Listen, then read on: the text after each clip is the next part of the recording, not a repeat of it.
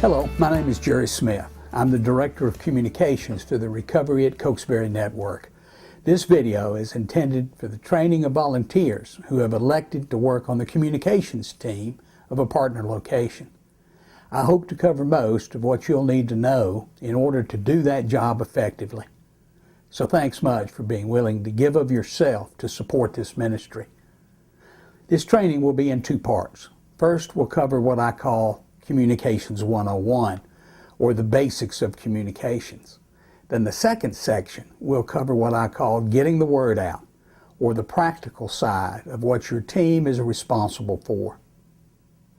Our communications goal is to see that everyone in your service area connects your program with recovery.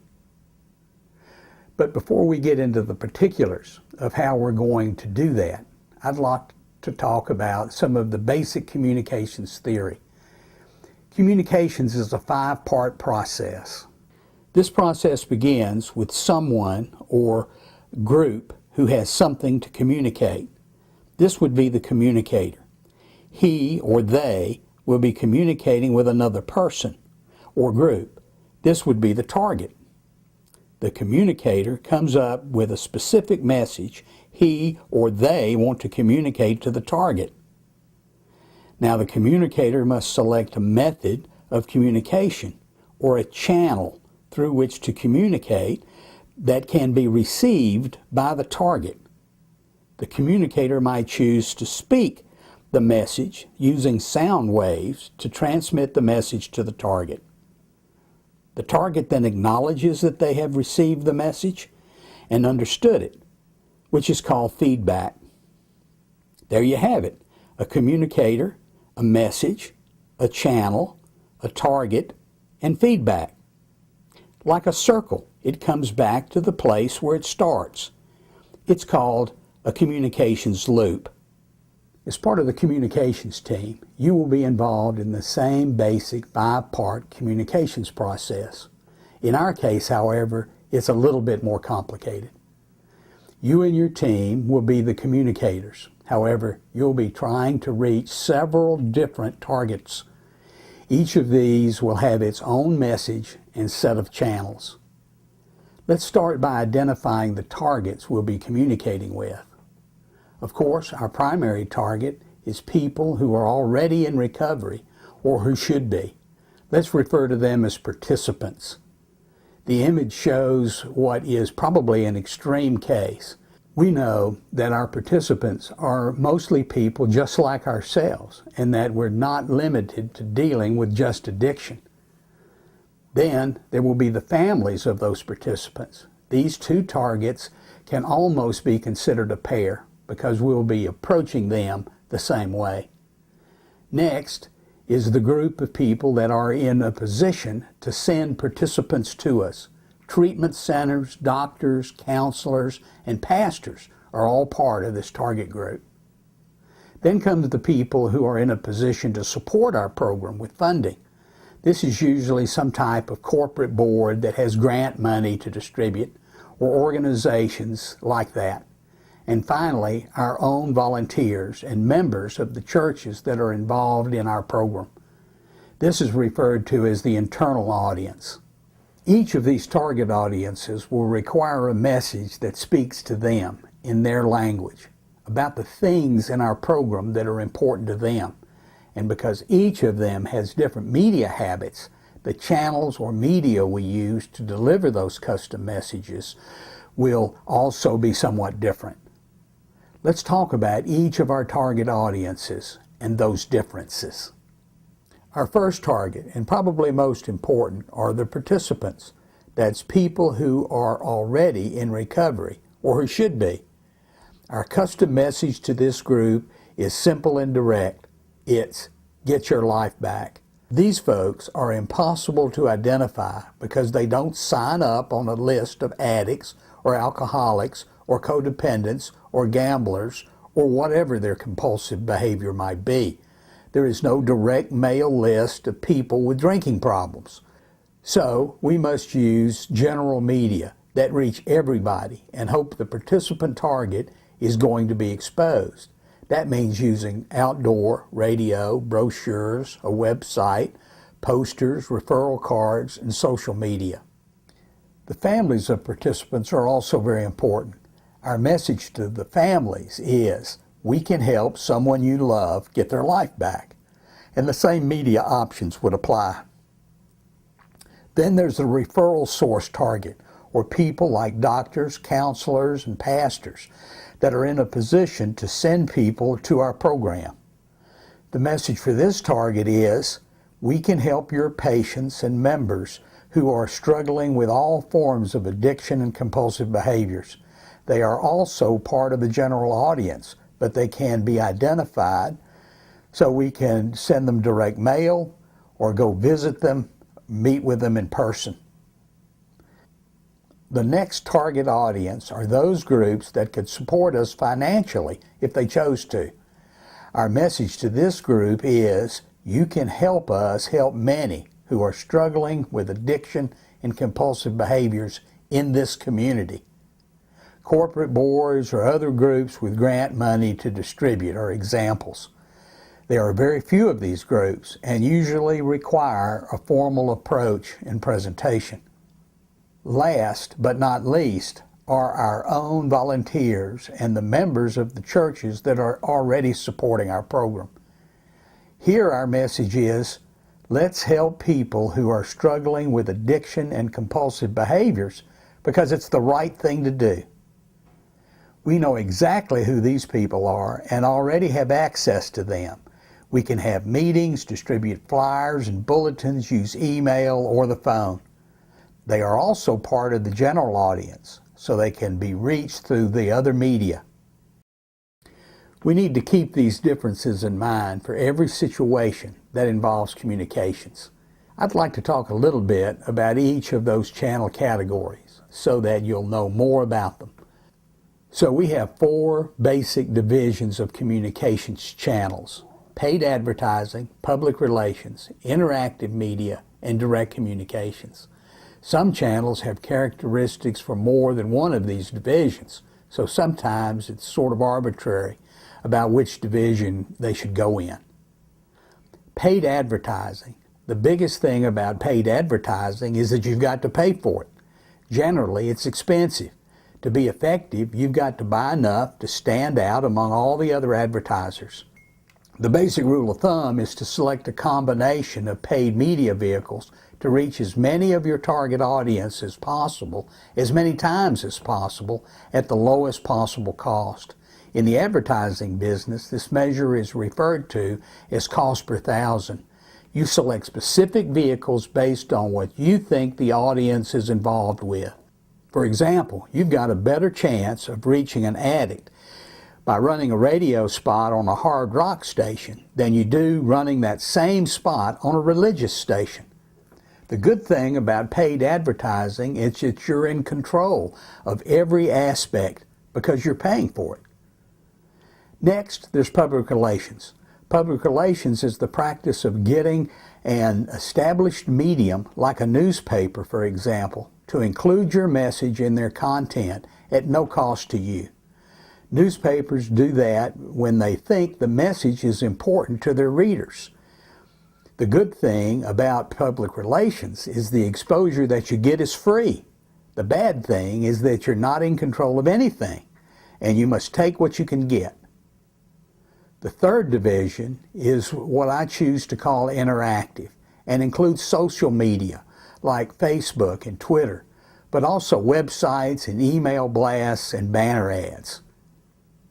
The fourth and final division is direct contact. That's where you have a conversation with someone about our program, or make a group presentation, or call someone. It's basically one-on-one communications, which happens to be the most effective of all the forms of communications. The others are just substitutes that you use when you don't have the time or people to go out and talk to everyone. We're almost done with the first part of this communications team training. We've talked about the theory of communications, the communications loop. We've talked about target audiences and messages and channels of communication. The last part of that communications loop is feedback. Feedback can be direct, like someone telling you they saw a billboard or heard a radio spot and liked it. Or it might come in the form of more phone calls or hits on the website.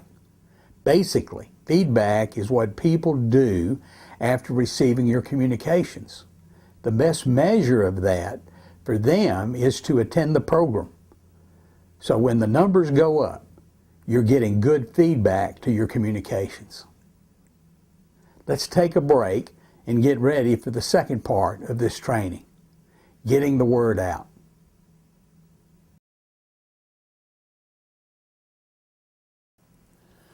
Hello. In case you've forgotten or are joining this training video for the second part, my name is Jerry Smith and I'm the Director of Communications for the Recovery at Cokesbury Network. In the first part of this training video, we talked about communications supporting this ministry in general terms. In this section, we're going to be more specific. Our communications goal remains the same. We want everyone in your service area to connect recovery with this program. That process begins while you and the other volunteers are preparing to launch this ministry. Your first communications activity is to get a good list of your leadership and volunteers that includes phone numbers and email addresses. You will use that database as you prepare for the launch and afterward as the primary communications channel with your internal audience. We begin communicating with the public when the website goes live. We want the website to be available because every other piece of communications we issue will refer people to it. The Recovery at Cokesbury Network will provide the website and its basic setup. The website is the anchor of our communications tools because it provides the information our participants and the other target audiences will want and need as they consider getting involved with this program. It's the perfect tool for this set of audiences because it provides a safe, easy, non-threatening, and anonymous way of discovering what the program is all about, and in the long run makes it easier to make the decision to attend. As soon as the website goes live, you need to set up your Facebook page and begin populating it with visuals and comments about the program. Next, move on to Twitter and begin sending out tweets as soon as possible. Volunteers that are familiar with both platforms and use them extensively should handle these elements of your communications program. The next communication effort involves a distribution of printed material. The network will make available a wide variety of pre-designed materials that will carry the specific information about your program. We have a catalog that lists all the pieces that are currently available and will work with you to develop any custom pieces that you have a good use for. As a member of the communications team, you will most likely be involved in the printing of this material. Once you've printed the first round of material, it's time to get it out into the community. Enlist the help of all the program's other volunteers to go out into the community and hang up posters and leave stacks of brochures wherever it makes sense. This printed material is critical to getting our message through to the referral source target audience, so devise a plan to accomplish that task. Make a list of all the treatment centers, counseling services, and doctor's offices, and all the churches in your area. It would be best to make this list in Excel so that it can be easily sorted and managed. Then divide the list into two categories, high priority and low priority. Only the most significant churches and referral sources should be included in the high priority list. These will be the ones that could do the most to impact the success of your program. That list should probably include no more than 10, give or take a few. All the rest should go into the low priority grouping. Now you'll want to set up face-to-face meetings with the senior pastors or highest ranking executives or doctors for each of the high priority listings. 2 volunteers should go to each of these meetings and explain how our program works. and answer any questions they may have. Give them a package that contains an ample supply of materials, including posters, brochures, and referral cards. Invite them to attend after the launch in order to see it for themselves. Also ask them for their personal business card so that you can add personal email addresses and phone numbers to your database for future use. When meeting with a senior pastor, ask if his church might be interested in getting directly involved by helping with volunteers.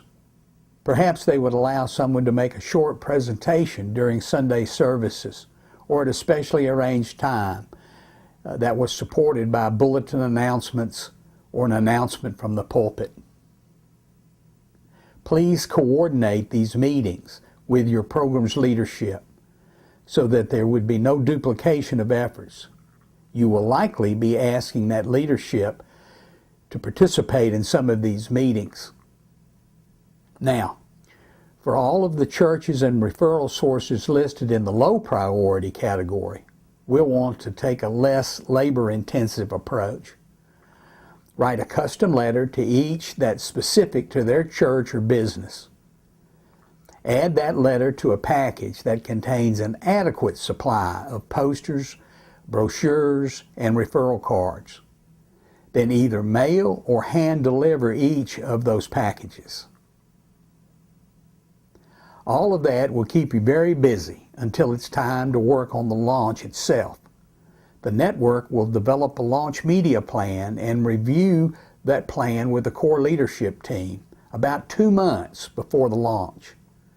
That plan will include outdoor, radio, and newspaper advertising that will begin about a month before the launch.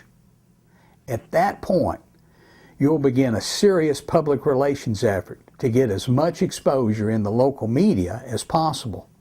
You'll send out press releases and fact sheets, pitch story ideas to editors, arrange for interviews, and assist the media in their efforts to provide that coverage. Throughout this process, your team will have continued to maintain their efforts in the area of social media and Facebook and Twitter. It's probably best to separate these tasks to individual team members so that the burden is evenly divided. Once the program launches, your job as a member of the communications team will change slightly. Before this, you've been communicating the details of something that didn't exist yet. Now, you've got a real, live product to talk about. Something you can invite people to visit and sample. You can ask a local reporter to come see for himself. The fact that there is actually a program that people can see and touch will make your job a lot easier. Here are a few things that you should begin working on as soon as the program is launched. Always keep the social media channel current and fresh with postings and tweets. After the program has been up and running for a month, invite the local media to visit and assist them in setting up some interviews with willing leaders and participants. After 3 months, repeat the communications efforts aimed at referral sources, adding new ones as you find them. At the 6-month mark, reach out to the potential supporters target with a program modeled after the one you used for referral sources.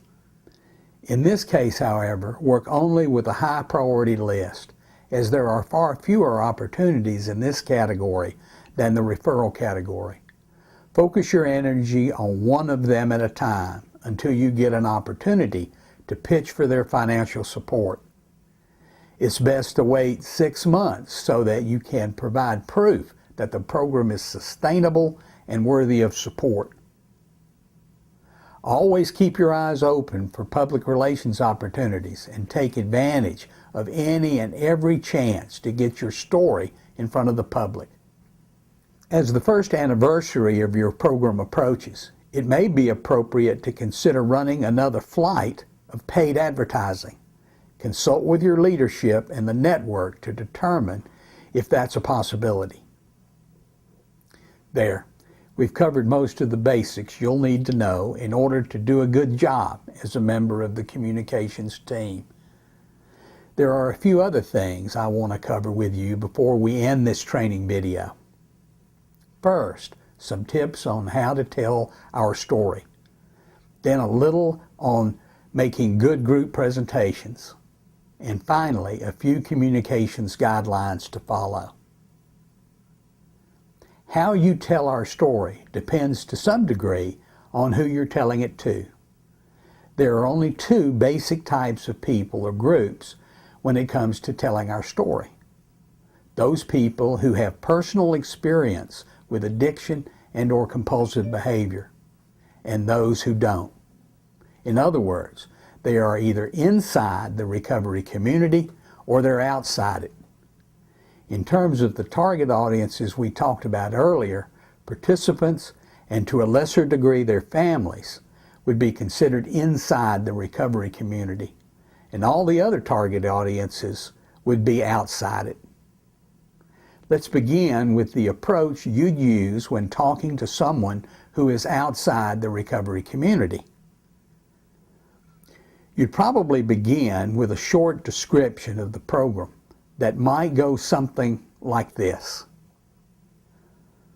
Recovery at My Town is a recovery program for everyone who is struggling with any form of addiction or compulsive behavior.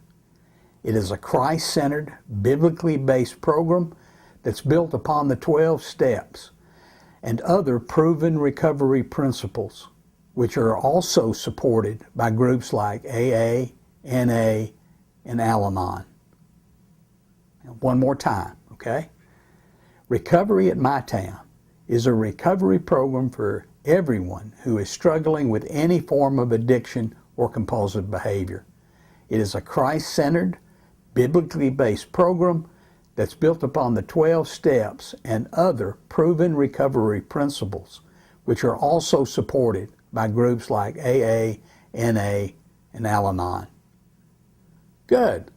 Then you'd add, it serves all types of people throughout the community, and that about 100, or whatever your numbers are, of people are attending every week. Mention that it's having a major impact on those who attend. Say that it's a non-denominational program that's hosted by the host church. Add that it's part of the Recovery at Cokesbury network with X number of other locations. Tell the meeting date and time, include meals and groups. Invite them to visit in order to sample the program for themselves. And mention that they can watch the Recovery at Cokesbury Network program on the internet if they'd like. The version you'd use for someone who's inside the recovery community is the same, except that at the beginning you identify yourself as also being part of the recovery community and talk about how much the program is helping you in your own recovery. You may get a chance to make a presentation about our program to a group or support someone else who's doing that. It's okay just to stand up in front of those folks and tell them about the program. But it can be a lot more interesting if you use some audio-visual material to give them something to look at and listen to. The network has prepared a couple of PowerPoint presentations that can be easily adapted for your location. We also have some video resources that you can use in such a case. If you go the high-tech route, you'll need to use some equipment that the host may have or that you could borrow. The important part about that is to work out the details in advance. Otherwise, you're bound to get jammed up by not having the right wire or something like that. We're almost done. The last thing I'd like to cover are a few basic communications guidelines that you should always follow. Protect the identity of all participants. Never show a participant or allow a participant to be photographed in a way that might cause him or her to be recognized.